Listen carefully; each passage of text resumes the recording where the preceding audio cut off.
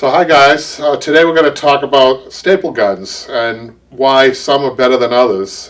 So one of the biggest differences, I love the BEA staple guns because, and I've talked about this before, these guns operate on a low cycle, low pressure cycle.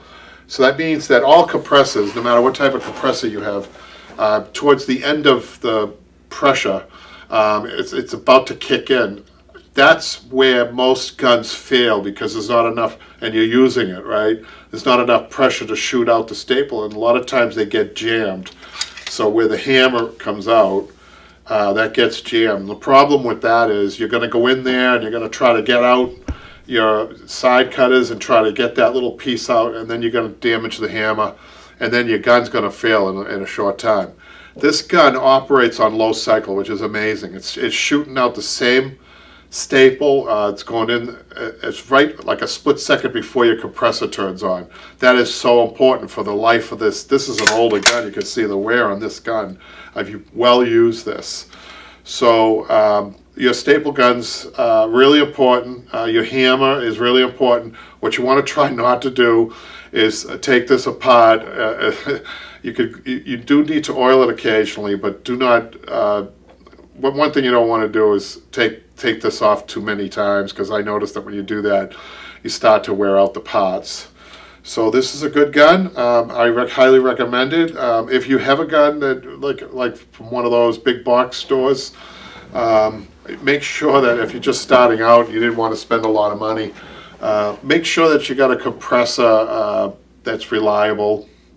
Make sure that if you could try to time the compressor to where it's getting into the low cycle if you're using a poor quality gun, so that you're not using it on a low pressure.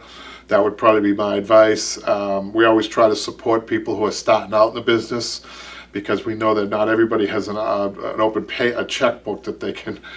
So sometimes those guys do serve a purpose. If you're just starting out and you're not doing a lot of work, no problem. But as you advance, you definitely want a better gun.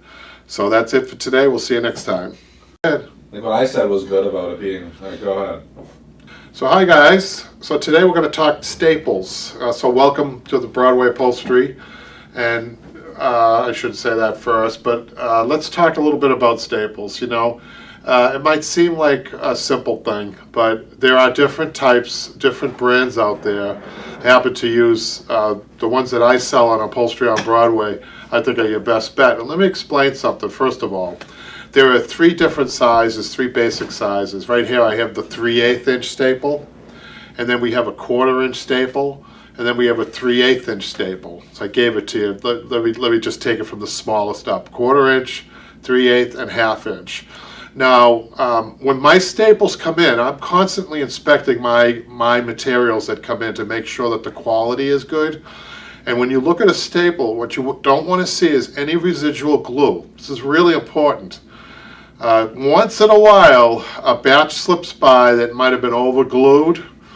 I've never seen underglued. Underglued would mean that you'd get all your staples are loose and they're falling right out of the package. But overglued is kind of a bad thing, because that excess glue will jam up your hammer and your gun.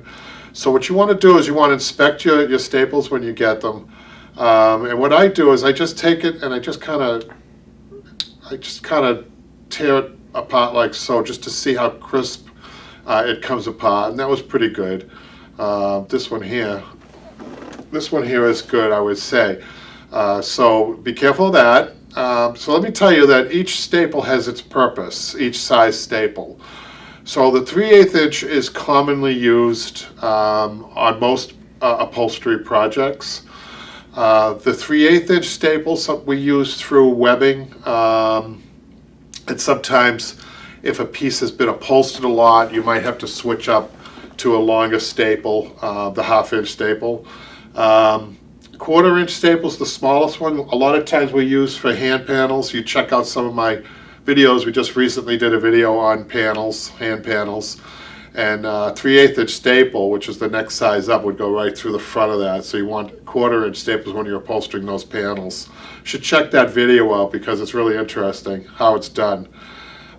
So staples are very important to your business, to your hobby, or to your business. So I hope that this was helpful. We'll see you next time.